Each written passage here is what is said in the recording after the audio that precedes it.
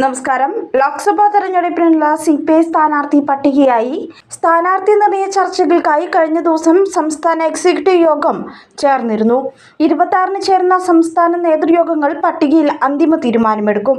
തിരുവനന്തപുരത്ത് CPI അവസാനമായി വിജയിച്ചത് പന്ന്യൻ രവീന്ദ്രനിലൂടെയായിരുന്നു.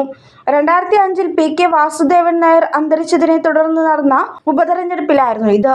K കരുണാകരന്റെ DICKയുടെ പിന്തുണയോടെയായിരുന്നു വിജയം. 2009-ലെ തെരഞ്ഞെടുപ്പിൽ വീണ്ടും പന്ന്യനെ മത്സരിപ്പിക്കാൻ CPI നീക്കം നടത്തിയെങ്കിലും അദ്ദേഹം തയ്യാറായില്ല. തുടർന്ന് P രാമചന്ദ്രൻ നായരെ CPI മത്സരിപ്പിക്കുകയായിരുന്നു. അന്ന് കന്നി അംഗത്തിനെറിഞ്ഞ ശശി തരൂരിനോട് കനത്ത തോൽവിയാണ് അദ്ദേഹം നേരിട്ടത്.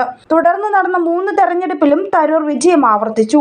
ഇത്തവണ പന്ന്യനെ തന്നെ ഇറക്കി നഷ്ടപ്രതാപം തിരിച്ചുപിടിക്കാനാണ് CPIയിലെ നീക്കം. അതേസമയം മാവേലിക്കരയിൽ AYF നേതാവ് C അരുൺകുമാറിനായിരിക്കും സീറ്റ്. അഖിലേന്ത്യാ ദളിത് നൈറ്റ് മൂവ്മെന്റിന്റെ ഭാരവാഹിയാണ് അരുൺ.